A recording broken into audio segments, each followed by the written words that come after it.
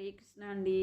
నేను ఈరోజు భగవంతుడు పాడిన పాట భగవద్గీత డే 14th వీడియోని అప్లోడ్ చేద్దాం అనుకుంటున్నానండి. ఈ వీడియోని కూడా అన్ని వీడియోస్లానే స్కిప్ చేయకుండా కంప్లీట్గా వీక్షిస్తారని ఆశిస్తున్నాను. హరే కృష్ణ. లాస్ట్ వీడియోలో ఒక స్టోరీ గురించి చెప్తానన్నాను కదండి, అదే కపిధ్వజం అండి. అర్జునుడి రథం పైన కపిధ్వజం ఉంటుంది కదండి. ఆ ధ్వజం ఉండడానికి గల కారణాన్ని, దానికి సంబంధించిన కథను గురించి వివరిస్తాను. అర్జునుడు ఒకసారి రామసేతువు దర్శనానికి వెళ్ళారట. అక్కడ ఒక కోతి కూర్చుని ఉందట. ఈ రామసేతువుని ఎందుకు రాళ్లతో కోతులతో కట్టించారు ఈ సేతువుని అని అడిగితే, అప్పుడు ఆ కోతి రాముడు బాణాలతో కడితే ఎప్పుడో విరిగిపోయేది అన్నదట. అప్పుడు అర్జునుడు నేను బాణాలతో కడితేనే విరిగిపోదు, మరి రాముడు బాణాలతో కడితే విరిగిపోతుందా అని అన్నారట. అప్పుడు అర్జునుడు బాణాలతో సేతువుని నిర్మించాడట. ఆ కోతి వెళ్ళి ఆ సేతువు పైన నిలబడితే ఆ సేతువు వెంటనే విరిగి పడిపోయిందట. అప్పుడు కోతి మళ్ళీ ట్రై చేయమని చెప్పిందట. మళ్ళీ అర్జునుడు బాణాలతో సేతువుని నిర్మించాడట. మళ్ళీ కోతి దానిపైన నిలబడగానే మళ్ళీ ఆ సేతువు విరిగి పడిపోయిందట.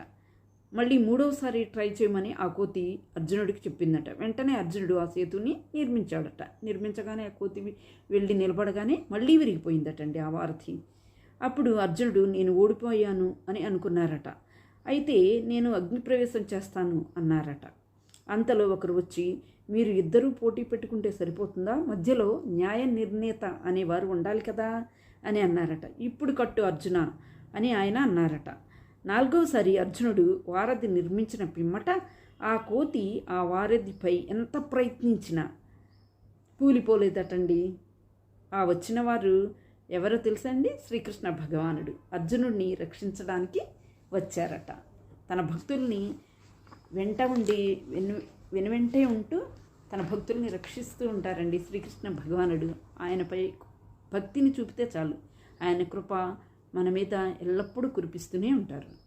అప్పుడు ఆ కోతి అంటే హనుమ అన్నాడట, స్వామి నేను ఇప్పుడు ఏం చేయాలి అని అడిగిందట.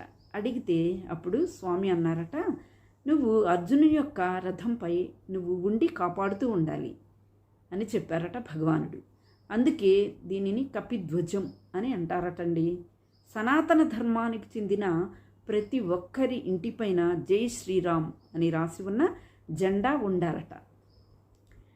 ఒక విషయం తెలుసా అండి? భీముడు యుద్ధంలో అరిచినప్పుడల్లా రథం పైన కపిధ్వజంలో ఉన్న హనుమాను కూడా అరిచేవాళ్ళటండి. హరే కృష్ణ. నెక్స్ట్ వీడియోలో కంటిన్యూ చేస్తానండి.